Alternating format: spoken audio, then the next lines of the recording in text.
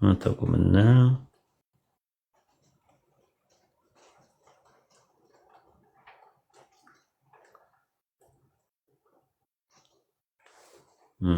አንዴ ጠብቁኝ።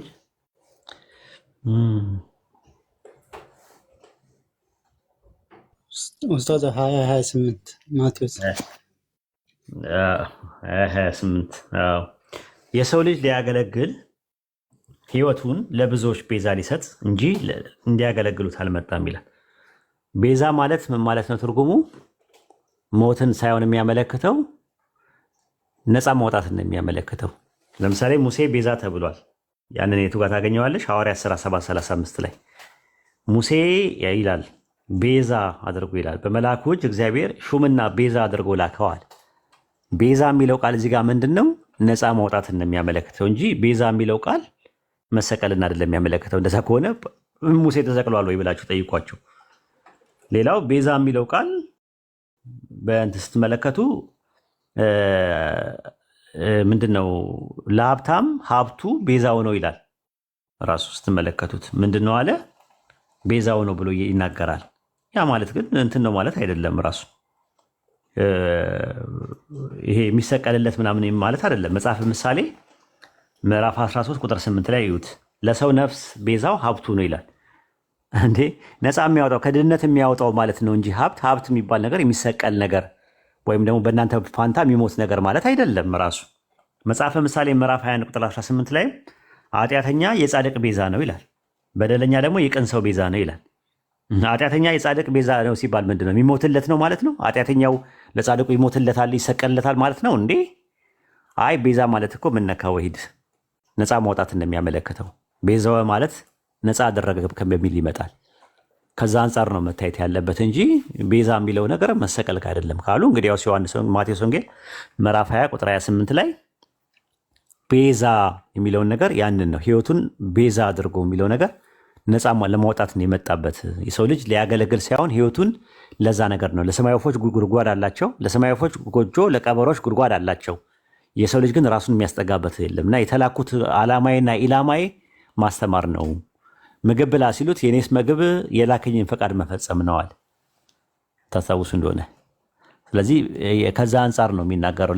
ግን እነ ጳውሎስ መልእክት ላይ ደብዳቤ ላይ ኢየሱስ የሞተው ለኃጢአታችን ነው፣ የተሰቀለው ለኃጢአታችን የሚል አስተምሮት እነ ጳውሎስ ጋር ነው ያለው። አንደኛ ቆሮንቶስ ምዕራፍ 15 ከቁጥር 4 ጀምረሽ ብታነቢው ክርስቶስ ለኃጢአታችን ሞተ፣ ተቀበረ፣ መጽሐፍ እንደሚለው በሶስተኛው ቀን ተነሳ አለ። የትኛው መጽሐፍ እንደሆነ ግን አልነገረንም። ብሉይ ኪዳን ላይም አናገኝም። ራሱ ሞተ፣ ተቀበረ፣ በሶስተኛው ቀን ተነሳ ብሎ ጳውሎስ ሲሰብክ ያኔ 4 ወንጌሎችም አልተጻፉም። ካልተጻፉ ከየት ነው ያመጣው? አይ ከብሉይ ኪዳን ነው እንዳይሉን ብሉይ ኪዳን ላይ የት ቦታ ላይ እንደዛ የሚለው ክርስቶስ ስለ ኃጢአታችን ተቀበረ፣ ሞተ፣ ተቀበረ፣ በሶስተኛው ቀን ተነሳ የሚል ብሉይ ኪዳን ላይ የለም። እንደዛ የሚል ነገር የለም። ይህን ይመስላል እህታችን። እሺ ጀዛከላ ኡስታዝ። የኪላ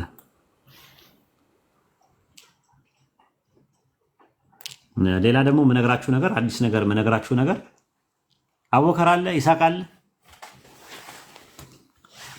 አለ ኡስታዝ። አዎ ኡስታዝ። ሱረቱ ማኢዳ የሚባለውን አላህ ለምንድን ነው ያመጣው?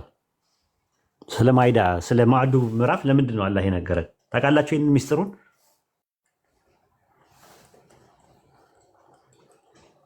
የኢሳን ታሪክ አይደል መጨረሻ ላይ ተቀመጠው እኮ። ለምንድን ነው ያመጣው? ጥያቄ ለምንድን ነው አላህ የማኢዳን ታሪክ ያመጣው? ለምንድን ነው የሚጀምረው ማለት ነው? ለምንድን ነው ሱረቱ ማኢዳ ምዕራፍ 5 ቁጥር 112 ላይ ለምንድን ነው ያመጣው? ገብታችኋል? ቁርአን ሱረቱ ማኢዳ ምዕራፍ 5 ቁጥር 48 ላይ የበፊቱ የነበረውን መጽሐፍ የሚያረጋግጥና በላዩ ላይ ሙሃይሚን ነው ይላል። ሱፐርቫይዘር ነው፣ ኮሬክተር ነው ይላል፣ አራሚ ነው ይላል። ምንድን ነው ያረመው ብለን ስንል ባይብል ላይ ስትመለከቱ ዮሐንስ ወንጌል ምዕራፍ 6 ቁጥር 51 ላይ ከሰማይ የወረድኩት እንጀራ እኔ ነኝ አለ ይላል።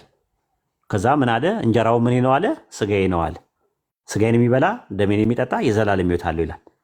ልክ ፋሲካ በሚባል በዓል ላይ በማዕድ ተቀምጦ ሰጣቸውና ይህ ስጋዬ ነው ይህ ደሜ ነው ብሎ አላቸው ይላል።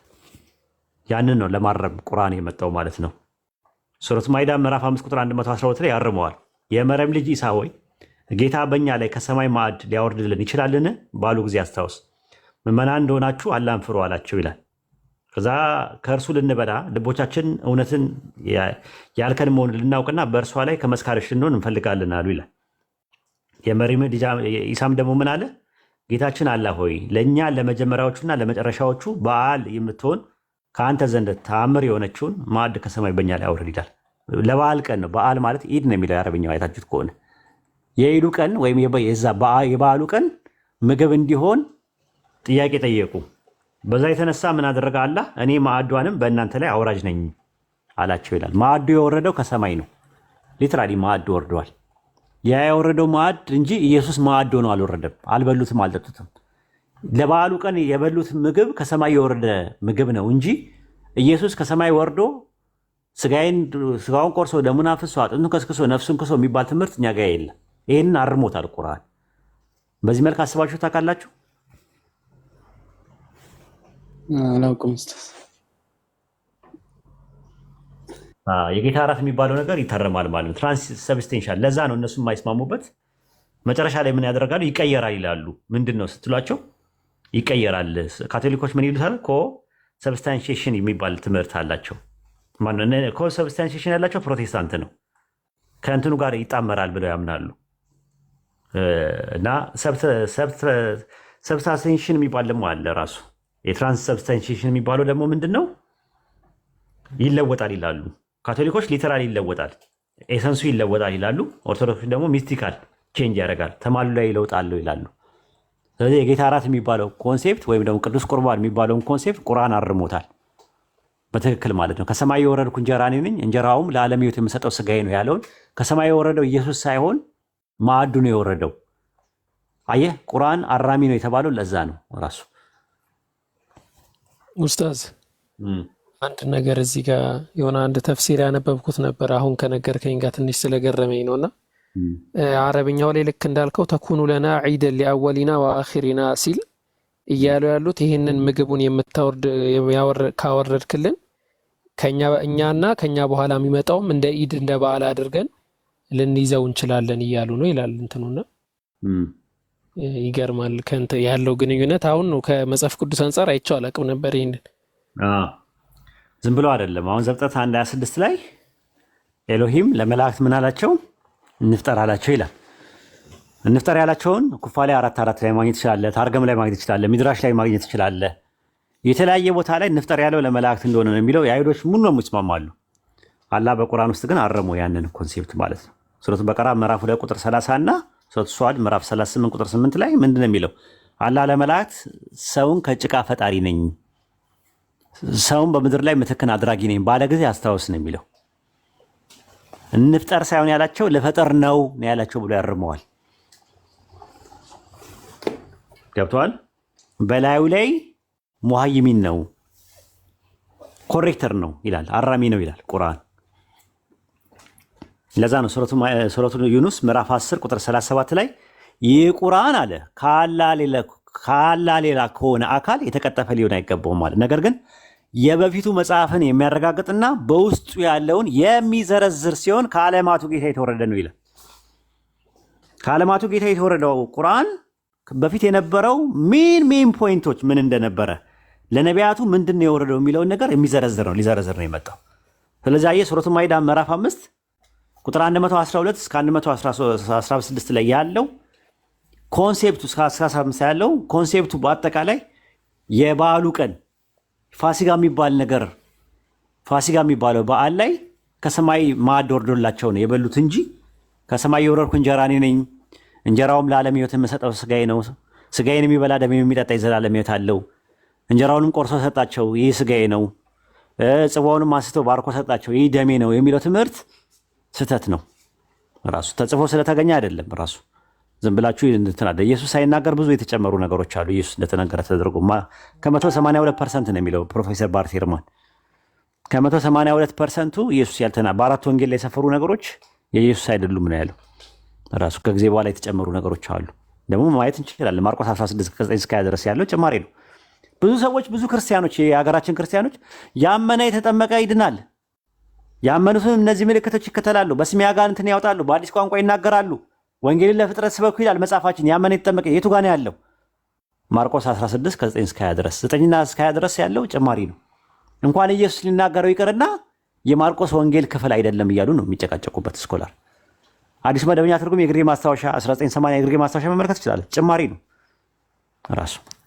ኮዴክስ ሳይናቲከስ የሚባለው ላይ ገብታችሁ ማየት ትችላለች። የለም የሚያበቃው 8 ላይ ነው የሚያበቃው። ኮዴክስ ቫቲካነስ ላይ የለም፣ ጭማሪ ነው። ዮሐንስ ወንጌል ምዕራፍ 8 ላይ አንድ ኃጢአተኛ ሴት መጣችና ሊወግራት ሲሉ ከእናንተ ንጹሕ የሆነ ሰው ይውገራት ብለዋል ይላል ኢየሱስ። ዮሐንስ ወንጌል ላይ የለም። አዝናለሁ፣ ግን ኢየሱስ እንደተነገረ ተደርጎ የተጨመረ ነው። ታዲያ ማርቆስና ሉቃስ ላይ ያሉትን ዘገባዎች እነ ማርቆስ ስለመናገራቸው ኢየሱስ ስለመናገሩ ምንም ማስረጃ የለንም ራሱ ማለት ነው። ስለዚህ እኛው ምንድነው የምናደርገው መሰላችሁ? ሱረቱል አሊ ኢምራን ምዕራፍ 3 ቁጥር 71 ላይ እናንተ የመጻፉ ሰዎች እውነትን በውሸት ለምን ትቀላቀላላችኋል? ከዛ እውነቱን ከውሸት የተቀላቀለውን ነገር ከሐሰት የተቀላቀለው ነገር የሚለይልን ምንድነው? አቡበከር ይስሐቅ ቁርአን ምን ተብሏል? ስሙ ስለ ተውራትና ስለ ኢንጂል ከነገረን በኋላ ምን አውርዷል አለ እዛው ላይ። ተውራትና ኢንጂልን ከቁርአን በፊት ለሰዎች መሪ አድርጎ አውርዷል ካለ በኋላ ከዛ በኋላ ምን አለ? ምንን አውርዷል አለ? ቀጥሉ። ፉርቃንን ምን ብሏል አለ? ሐቅና አውርዷል። ፉርቃን ማለት ምን ማለት ነው? ውሸትና እውነትን የሚለይ ማለት ነው። በቃ ምንድነው? የትኛው ነው ታዲያ? ለምን ስለ ተውራትና ስለ ኢንጂል ካወራ በኋላ ስለ ፉርቃን ለምን አወራ ብለን ስንል እውነትን ከሐሰት የምንለይበት ፊልተር አውት ወይም ደግሞ በአረብኛ ስቲምባጥ የምናደርግበት በቁርአን ነው ራሱ። ፊልተር አውት የምናደርገው ሐሳቡን የምንጨምቅበት ራሱ ማለት ነው። ለምን የሰው እጅ ገብቶበታል። ከዛ አንጻር ነው። ሱረቱ ማኢዳ ምዕራፍ 5 ቁጥር 112 ጀምራችሁ አጥኑት። በዛ ዙሪያ ላይ በደንብ አድርጋችሁ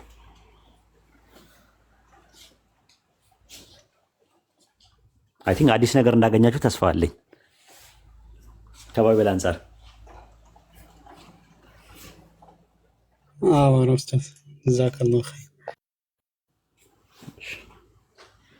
እንደዚህ አመጣላችኋለሁ። ሌላም እንደዚህ እንኳን አሁን ምንም እንትን የሚለው ነገር የለም። ሌላ ቀን እነግራችኋለሁ። አንድ ሁለት ነገር ልጨምርላችሁ ነበር። አሁን አይ ቲንክ ይበዛባችኋል። ይሄንን እንትን በሉት፣ ኦቨርዶዝ እንዳይሆን ዳጀስት አድርጉት። ኧረ ዛሬ እስቲ እንስማው ኡስታዝ በግርድፉ። አይ ይበቃል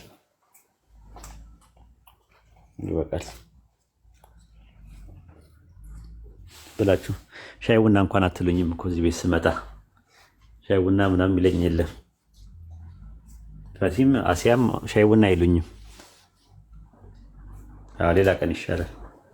አያት ይሄን ሰምተሽ ታውቂያለሽ? እንደዚህ በዚህ መልኩ አይተሽ ታውቂያለሽ? ያውኑን ሱረቱ ማኢዳ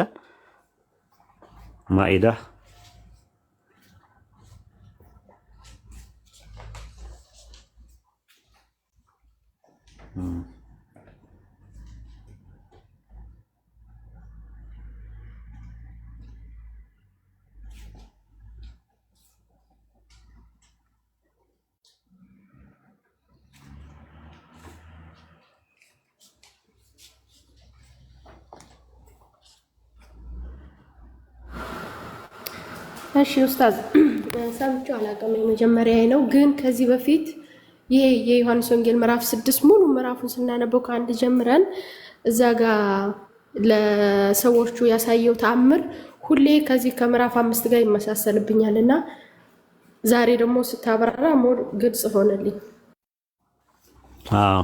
ለጌታ እራት ነው ቸርች ፋዘርስ የሚጠቀሙበት እና የጌታ እራት ወይም ደግሞ ቅዱስ ቁርባን የሚባለው ነገር ነው።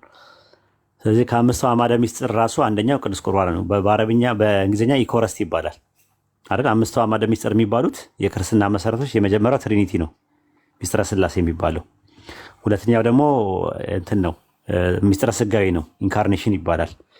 ሶስተኛው ምንድነው? ኤጲፋኒያ ነው፣ ጥምቀት ነው። አራተኛው ኢኮረስት ነው ማለት። ሶስተኛው ምንድነው? ኤጲፋኒያ ወይም ጥምቀት የሚባለው ነው፣ ባፕቲዝም ምንለው ማለት። ከዛ አራተኛው ደግሞ ምንድነው? ኢኮረስት ነው፣ የጌታ እራት የሚባለው ቅዱስ ቁርባን የሚሉት ማለት ነው። አምስተኛውና የመጨረሻ ደግሞ ሪዘራክሽን ነው፣ ምስጢረ ትንሣኤ ሙታን የሚሉት ማለት። ስለዚህ ከአምስቱ አንደኛው ያደረጉበት ትምህርት የተሳሳተ ትምህርት ነው፣ ቅዱስ ቁርባን የሚባለው ትምህርት ማለት ነው። ትምህርታቸው ማለት ነው። እና በቀደም ለታ ለዛ ነው ያልኳችሁ ቅዱስ ቁርባንን የሚባለውን ኮንሴፕት ቁርአን የቱ ጋር ነው የሚያርመው? ለምን የለም? ራሱ አሁን እኮ ጥያቄ ከራሱ መምጣቱ አይቀርም። ራሱ እናንተ ቅዱስ ቁርባን ለምንድን ነው የሌላችሁ? ክርስቲያኖች ጋር ቅዱስ ቁርባን የሚባል ነገር አለ። የጌታ እራት የሚባል ነገር አለ። አንዳንዶቹ በቀን በቀን ያደርጉታል፣ ኦርቶዶክሶቹ። ፕሮቴስታንት ደግሞ በአመት አንዴ ያደርጋል።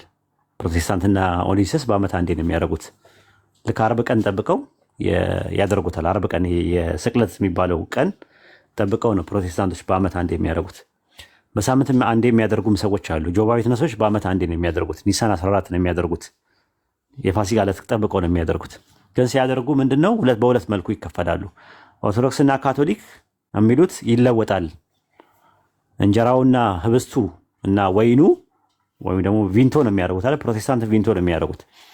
ኦርቶዶክስና ካቶሊክ ይቀየራል ብለው ያምናሉ። ካቶሊኮች ይቀየራል ሲሉ ትራንስሰብስቴንሻል በሚለው ነው የሚያምኑት። ይለወጣል፣ በቃ ኤሰንሱ ራሱ ይለወጣል። በአይናችን ነው እንጂ ማናየው። እንጀራው ራሱ ወደ እንትነት ይቀየራል፣ ወደ እንትን ይቀየራል ይላሉ። እነዚህኞች ደግሞ ሚስቲካል ነው፣ ይቀየራል። ከለሩና ጣዕሙ ነው እንጂ የሌለው ይቀየራል ብለው ያምናሉ። ኦርቶዶክሶችም ይለወጣል ብለው ያምናሉ። ሀበነ ሲባል አውቶማቲካሊ ቄሱ ሀበነ ሲለው ይቀየራል ብለው ያምናሉ። ፕሮቴስታንት ደግሞ ምን ይላሉ? ህብረት ነው ያለው፣ ኮሚዩን ነው ያለው። ኮሚዩን ማለት ምንድነው?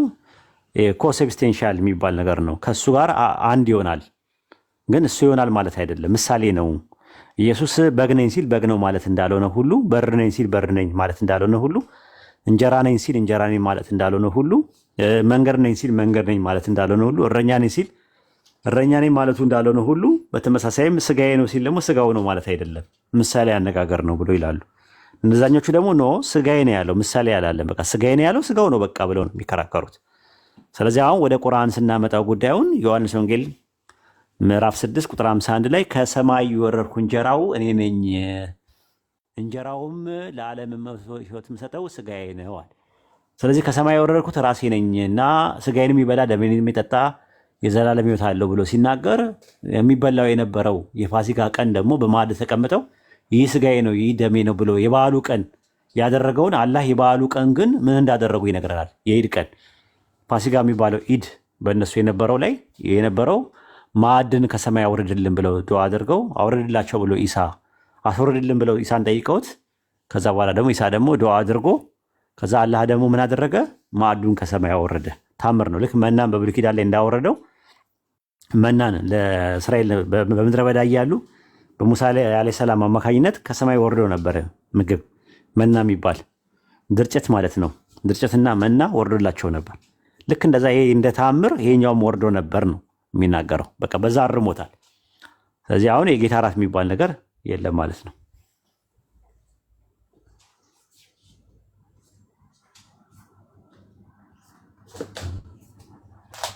ሰልዋና መን የሚባለው ማለት ነው። መና ድርጭት ነው አለ ሰልዋ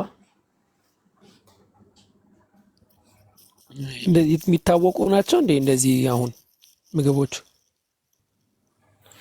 አይ ያው ከሰማይ የወረዱ ምግቦች ናቸው እነዚህ፣ ለእስራኤሎች የወረዱ ናቸው። ልክ እንደዛው ነው። ይሄም ማዕዱም ራሱ ከሰማይ የወረደው ማለት ነው።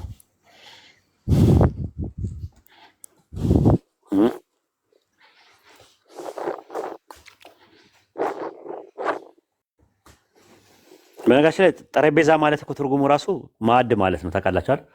ትራይፒዞን ከሚለው ከግሪክ ቃል ነው የመጣው ራሱ። ቴብል ማለት አይደለም። ጠረጴዛ ማለት ራሱ ምግብ ነው። ራሱ ምግቡን ጠረጴዛ ይለዋል። ጠረጴዛ አሁን እንትን የተባለው ከወንበር ጋር አብሮ የወንበር ምን እንደገፍበት ምግብ የምናቀርብበትን ነገር ጠረጴዛ አይባልም ነበር በጥንት። ምግብ ነው የሚባለው እሱ።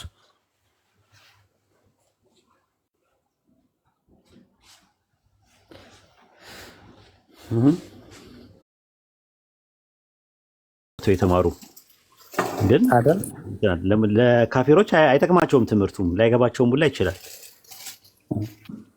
ምንም የሚጠቅማቸው ነገር የለም። ደግሞ ሚስጥርም ስለሌለኛ ጋር ይኸው እዛ እኮ የምናስተምረውን ትምህርት ነው አይደል? እዚህ የምናስተምረው እዛም የተማሩ ልጆች መጥተው እዚህ ያስተምራሉ። ዳዋ ሰዎችን ወደ ኢስላም ይጠራሉ። የተደበቀ ሚስጥር ምናምን ሲኖር ነው፣ የተደበቀ አንጀራ፣ ተንኮል፣ ክፋት ምናምን ሲኖረው ነው የሚያስፈራው። እኛ ጋር ክፋት፣ ተንኮል ምናምን ነገር የለም። እናንተ እንድትድኑ ነው፣ ከጀሃነም ነፃ እንድትሆኑ ነው የምንፈልገው ክርስቲያኖች። እንጂ ሌላ ምንም አላማም የለንም። ራሱ ልናጠፋችሁ ምናምንም አንችልም። ራሱ ሰው ናችሁ፣ ለምን እናጠፋችኋለን? አላህ በቁርአን ውስጥ የአደም ልጆችን አከበርናቸው እያለ እኛ በእጅ አዙር ደግሞ ማዋረድ አንችልም። ለራሳችሁ ነው።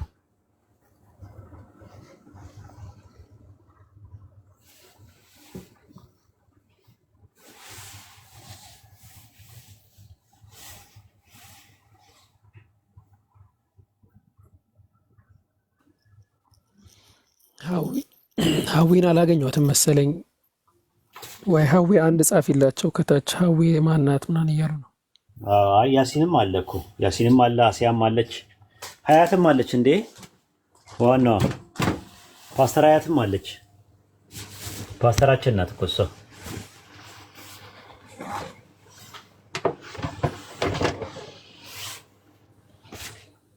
ኡስታዝ ጥያቄ ልጠይቅ ወይስ ደግሞ ካልሆነ ጨርስ ኢንሻአላህ። ጠይቅ። እሺ ኡስታዝ፣ ከአሁን በፊትም ከሆኑ ልጆች ጋር ይህንን ነገር ተነጋግሬ ነበር፣ ከአይሁዶችም ጋር እንዲሁም ከክርስቲያኖች ጋር እና ክርስቲያኖች በቀጥታ ይህንን ለኢየሱስ ነው የሚሉት። ኢሳይያስ ወንጌል ምዕራፍ 53 ቁጥር 10 ላይ እግዚአብሔርን በደዌ ትንቢተ ኢሳይያስ ምዕራፍ 53 ቁጥር 10 የማን ወንጌል ነው ያልከው? የኢሳይያስ ወንጌል ነው ያልከው? እሺ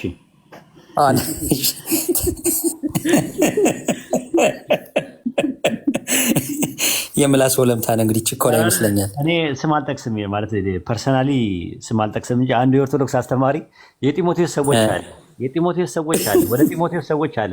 ጢሞቴዎስ አንድ ግለሰብ ነው በነገራችን ላይ ሰዎች አይባልም። የቆሮንቶስ ሰዎች የገላትያ ሰዎች ከሆነ እንትን ናቸው፣ የሆነ ቦታ ነው፣ የቦታ ስም ነው። የጢሞቴዎስ ሰዎች እያለ ሲያስተምር ሰምቼ በጣም ገረመኝ። እሱን አስታወስኩ። እንግዲህ ትንቢተ ኢሳይያስ ምዕራፍ 53 ቁጥር 10 ላይ ያለው ከክርስቲያኖች ጋር ይህንን ነገር ጥያቄ ቢጠይቁ በቀጥታ ወደ ክርስቶስ ነው የሚወስዱት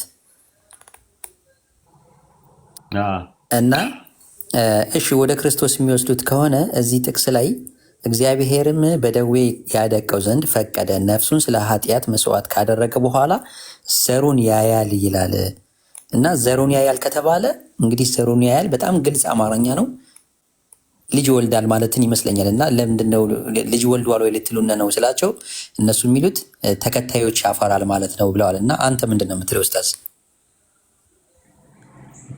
እኔ ምን እላለሁ ራሱ ዘሩን ያያል ሲባል ስለ እስራኤል ሕዝብ ነው የሚናገረው። እግዚአብሔር በደዌ ያደቀው ዘንድ እድሜው ይረዝማል። እግዚአብሔር በቃል ዘሩን ያያል የሚለው ነገር እድሜው ይረዝማል ማለት የሕዝቤ እድሜ እንደ ዛፍ እድሜ ይሆናል የሚለውን ነው የሚያመለክተው። ኢሳይያስ 65:22-23 አለል ራሱ። ከዛ በኋላ ልጅ ይወልዳሉ ነው የሚለው። ስለ እስራኤል ሕዝብ ነው የሚናገረው። ሌላ እንዲቀመጥበት አይሰሩም፣ ሌላ እንዲበላ አይተክሉም። የሕዝቤ እድሜ እንደ ዛፍ እድሜ ይሆናል። አየህ ምን ይላል እዚህ ጋር? እድሜው ይረዝማል ይላል። ስለ እስራኤል ሕዝብ ነው የሚያወራው። አየሁ ኢሳይያስ 65 ቁጥር 22-23 ይኸው እድሜው ይረዝማል፣ የሕዝቤም ዛፍ እንደ ዳን ይሆናል። እኔም የመረጥኳቸው በእጃቸው ስራ ደስ ይላቸዋል፣ እነርሱም ከነ ልጆቻቸው የእግዚአብሔር ብሩካን ዘር ናቸውና በከንቱ አይደክሙም፣ ለጥፋት አይወልዱም አለ።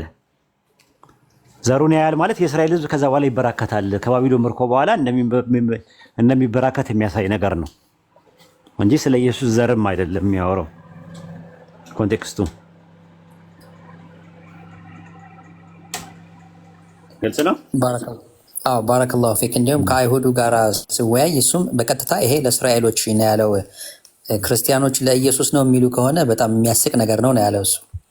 ምክንያቱም ከክፎች ጋር መቃብሩን አደረጉት ይላል። ኢየሱስ ግን መቃብሩ ከሰው ጋር አልነበረም፣ በአዲስ በተዋቀረ መቃብር ነው ያደረጉት ነው የሚለው። አይተው ከሆነ ከክፎች ጋር መቃብሩን አደረጉት ይላል። አይተው ከሆነ ከክፎች ጋር መቃብሩን አደረጉት ይላል።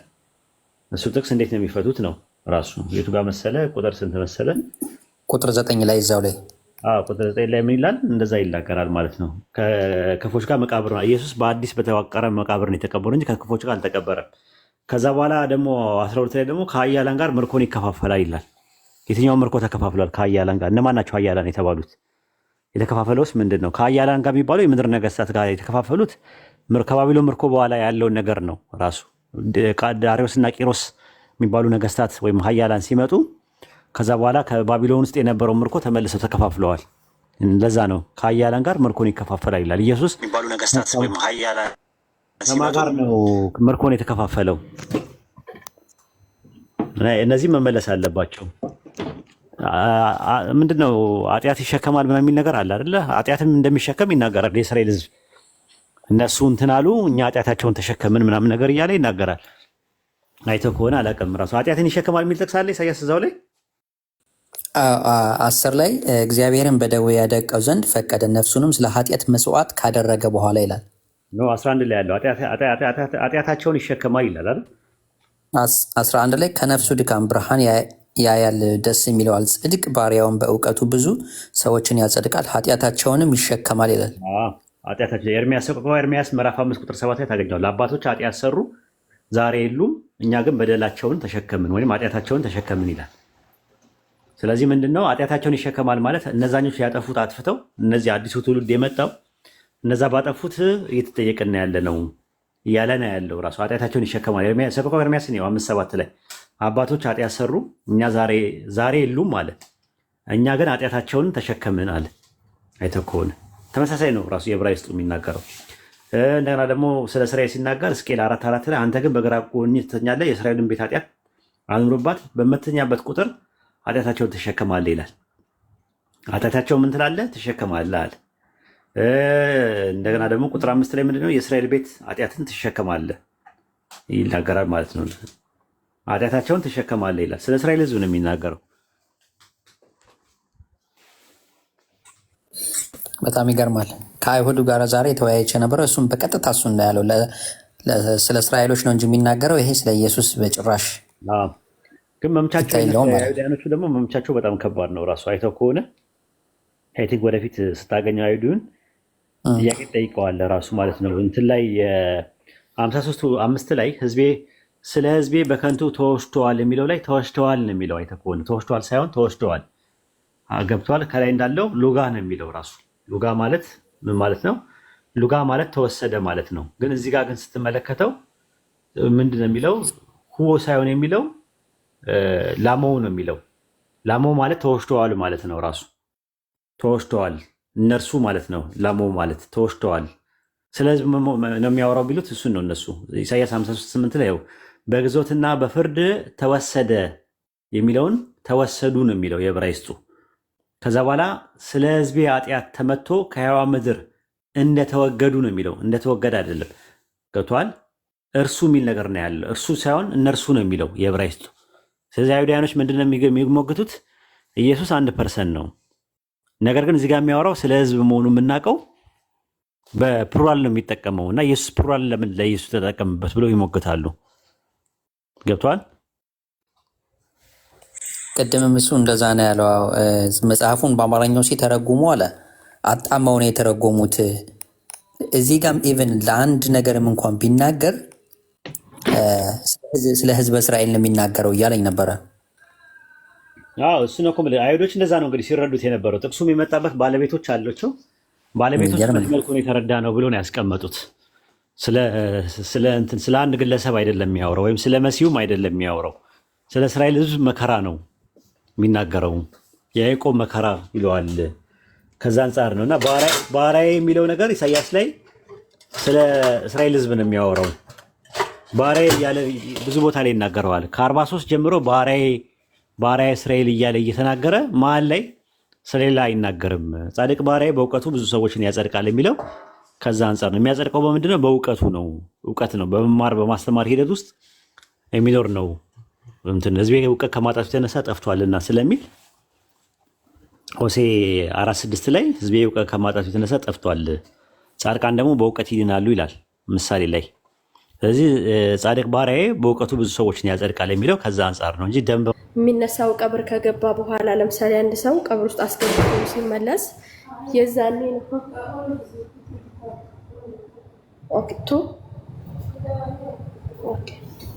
እና ቀብር ከገባ በኋላ ነው ወይስ ደግሞ በትንሣኤ ቀን ነው የሚለውን ነበረ። ከና አካሉ ይነሳል የሚለው ያው ቀብር ከገባ በኋላ እንደምታውቁት ስጋችን ይበሰብሳል፣ ወደ አፈርነት ይቀየራል። የዛኔ የሚነሳው የሚጠየቀው ሁሉ ነገር አዛቡ ቀብር ውስጥ ያለው በስጋ ነው ወይስ ደግሞ እንዴት ነው? በስጋ ከሆነ ታዲያ ስጋችን ለምንድን ነው የሚበሰብሰው? ከ8 ቀን ከ15 ቀን ከወር ከዓመት በኋላ ይበሰብሳል ወይስ ስለ ትንሣኤ ቀን ነው የሚለውን ለማወቅ ነው። ሀሳቤ ግልጽ ነው? ጥያቄው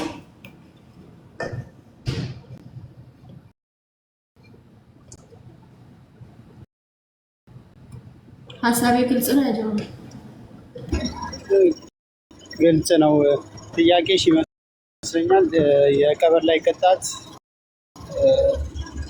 ሰውነታችንን ያካተተ ነው ወይ ደግሞ አካላችንን ያካተተ ነው ወይ ነው? በተከሉ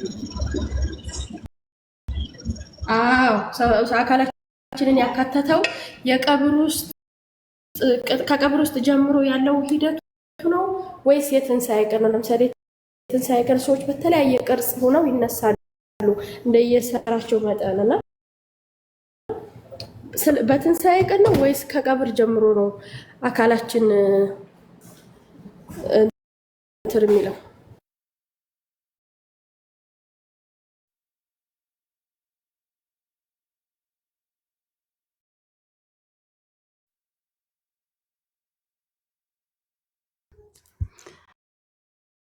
አቡኪ አለ አቡበከር ሶሪ አለ።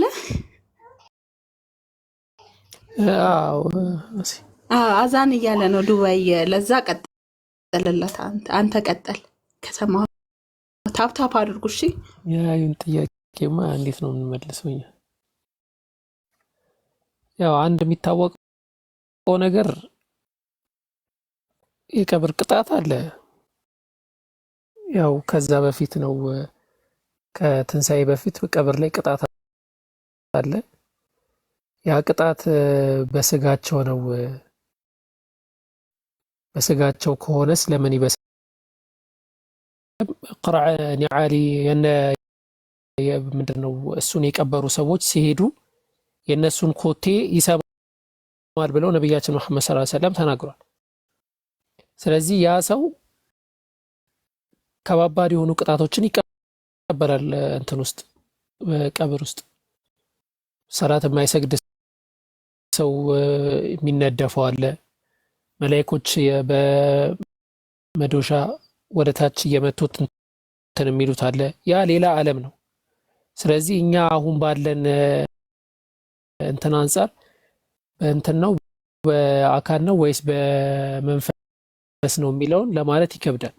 ግን በአካል እንደሆነ ነው ሐዲሶች ያስቀመጡት። ምናልባት ጥያቄሽ እንደዛ ከሆነ ማለት ነው።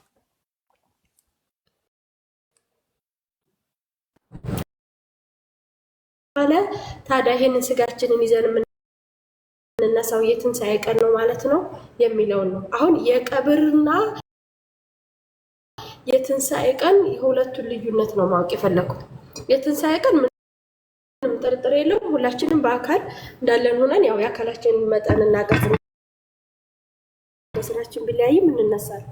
ግን ቀብር ውስጥ ስንቀጣ አካላችን አሁን ያለው ቅርጽ ነው ወይ? ቅርጹ ያው ሊለያይ ይችላል፣ ሊገዝፍም ሊያንስም ማለት ነው። ግን ደግሞ ስጋችን በስጋ ነው የምንቀጣው ከተባለ ለምሳሌ ነብዩ ሰለላሁ ዐለይሂ ወሰለም የሆነ ሰዓት ላይ የሆነ መንገድ እየሄዱ ሰሙና እነዛ ሰዎች አማኞች እንደነበሩና ግን በጣም ቀላል የሆነ አንደኛው ስቲንጃ ጋር የተያዘ አንደኛው ደግሞ ይሄ ነሚማ የሚባለው ጋር የተያዘ መሰለኝ ሐዲሱና ሲቀጡ ሰሙ ነብዩ ሰለላሁ ዐለይሂ ወሰለም የሆነ ቅጠል ነገር መቃብሩ ላይ ጣል አደረጉባቸው ለተወሰነ ጊዜ ቅጣቱ እንዲከፍፍላቸው የሚል ነገር አለና አሁን ያ ነገር የሚቀጡት እነዛ ሰዎች በአካል ነው ወይ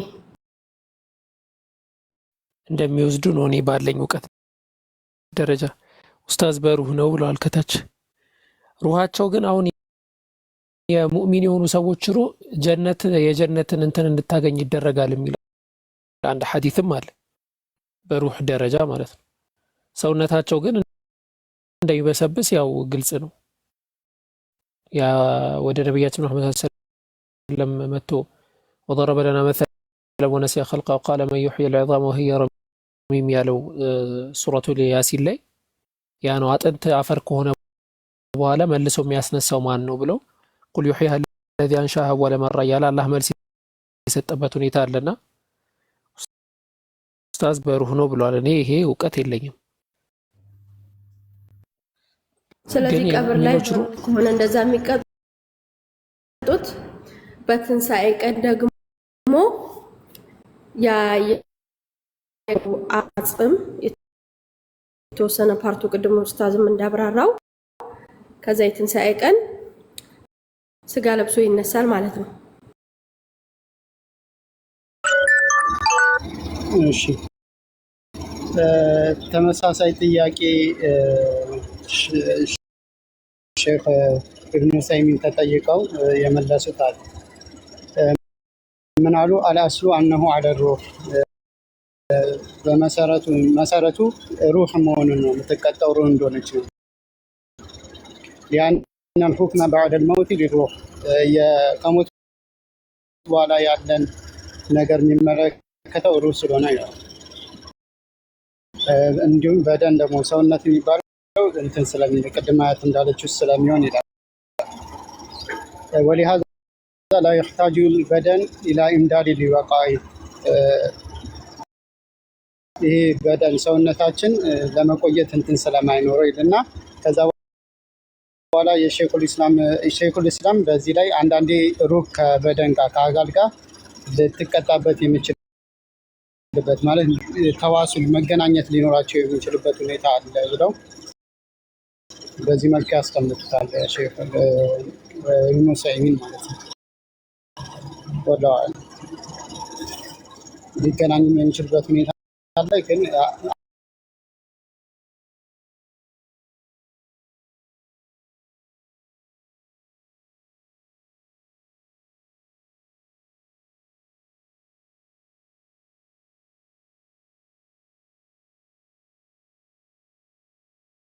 መሰረቱ ሩህ እንደሆነች ነው ሼክ ኢብኑ ዑሰይሚን የተናገሩት ማለት ነው። ስለዚህ ጠንካራ ማስረጃ ያለው በሩህ ነው የሚቀጣው የሰው ልጅ ነው ቀብር ከገባ በኋላ እንጂ አካሉ አይደለም። ይሄ እጅ እግር ምናምን እነዚህ ጣቶቻችን እግሮቻችን በስባሽ ናቸው።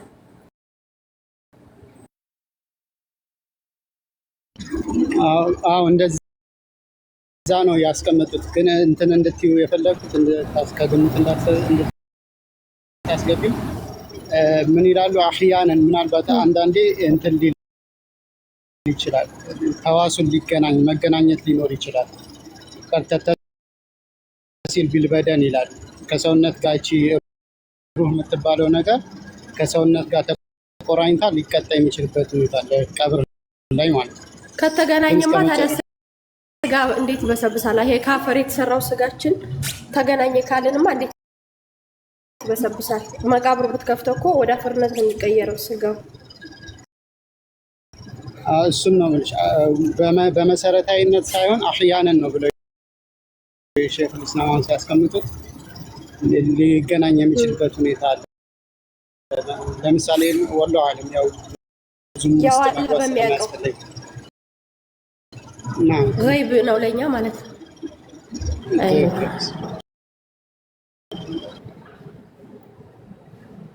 طيب جزاكم الله خير ተመልሶልኛል። ብዙ ክርስቲያኖች ይህን ጥያቄ ይጠይቃሉ።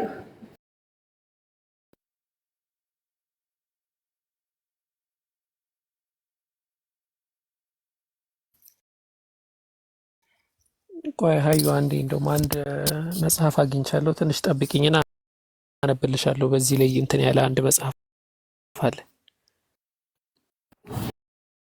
እሺ ደስ ይለኛል።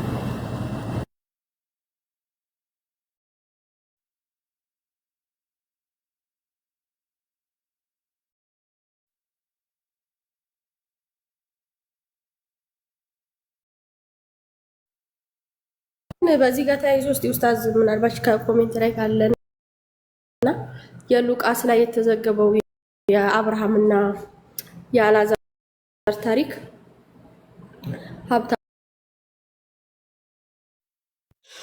እንዴት ናችሁ? ሁላችሁም ሰላም ናችሁ?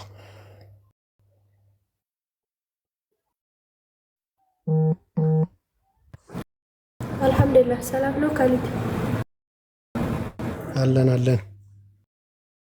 ጨርሰሻል? ሀዩ ጥያቄ ልጠይቅ ነበር። አዎ ቀጥሎ ለመጨረሻል። እሺ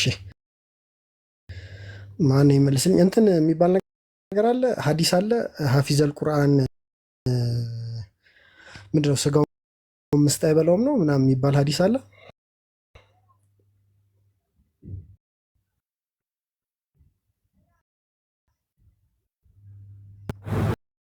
እሺ እና ይስሐቅ አላችሁ? አቡ አለ ቁርአን ያፈዘ ሰው ስጋውን ቀብር እየሄድን እየፈተሽን አላቸው አይላቸውም የሚለው ማየት የኛ እንትን አይደለም። ግን እንደዚህ አይነት ክስተቶች ተከስተው አጋጣሚ ነገራቶች ተከስተው ያልተበሉ አሉ ወይ የሚል ከሆነ አዎ ብዙ ጊዜ እንደውም በብዙ ሚዲያ ሲወጣ እናያለን። ሸሂድ ሀፊዝ የነበሩ ሰዎች እንትን ሳይላቸው ማለት ነው። ግን ያው በምርመራ ጥናት ተደርጎ እየፈተሽን አናያም አይደል? ተፍቲሽ አናረግም።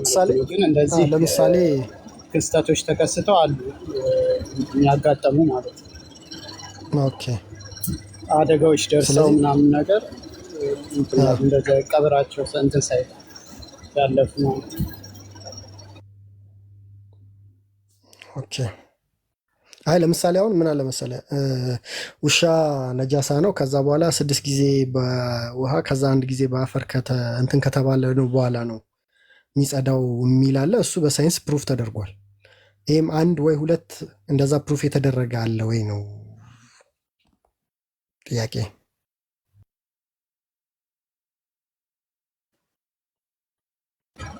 በሳይንስ ነው የምትለኝ? ይሄ ፕሩፍ ተደርጓል ነው ወይስ? ኖ አሁን ምሳሌ ነው ያኛው የውሻውን ያነሳውልህ ምሳሌ ነው። እሱ አሁን ፕሩፍ ተደርጓል አይደለ? ግልጽ ነው። ይኸኛውስ 1 ወይ 2 ሬሳዎች ከረጅም ጊዜ በኋላ ከሞቱ ከረጅም ጊዜ በኋላ ታይቶ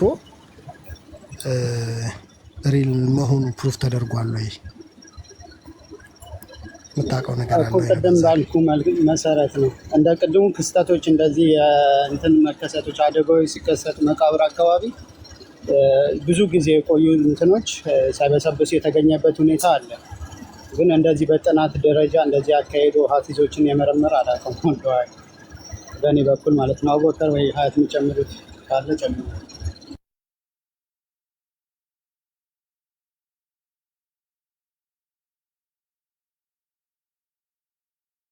አሁንም እነዛ በጥናት ደረጃ የለም።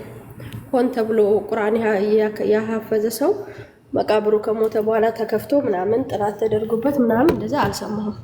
ግን በጥቅሉ የአላህን ቃል ያሐፈዘ ሰው የሸመደደ ሰው ከሞተ በኋላ ያው አፈር እንደማይበላው ሰምቻለሁ። ወላሂ አለ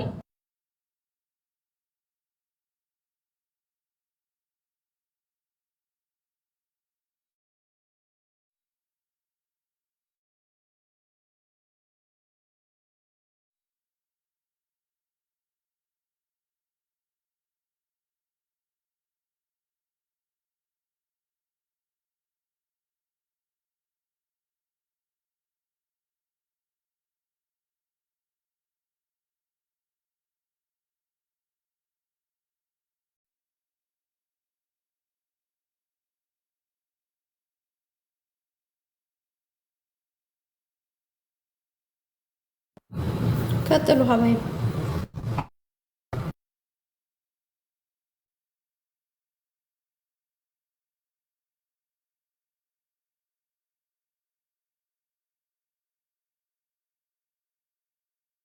ከኔ ጋር ነው ወላ ዝም ብላችሁ? ኧረ ዝም ብለና ሀይዴ ብስሚላ ከኔ ጋር ሰላም ስለደረሰ ምን አወራለሁ ብዬ ቀጥል ሌላ በርዕሱም አውሩበት። አዩ በቃ አመሰግናለሁ። እውቀታቸውን የልስሙ። ሌላ ጥያቄ የለህም ካሊዶ? አዎ ይሄ ብቻ ነበር። እሺ አመሰግናለሁ። ጥያቄ መጠየቅ ጥሩ ነው፣ እንደዚህ ያማምራል። እና ጥያቄው ካላችሁ ግቡ ሀባይ እንማማር።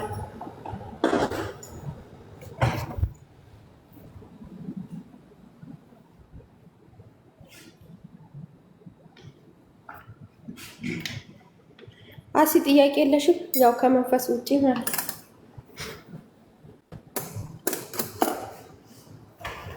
የአንቺ ጥያቄ ሁሌ መንፈስ ናት። እኔ ሀዩ ጥያቄን ታውቂዋለሽ? ስለ ጂኒ እኮ መንፈስ ነው የአንቺ ጥያቄ። ወአለይኩም ሰላም ወራህመቱላሂ ወበረካቱ።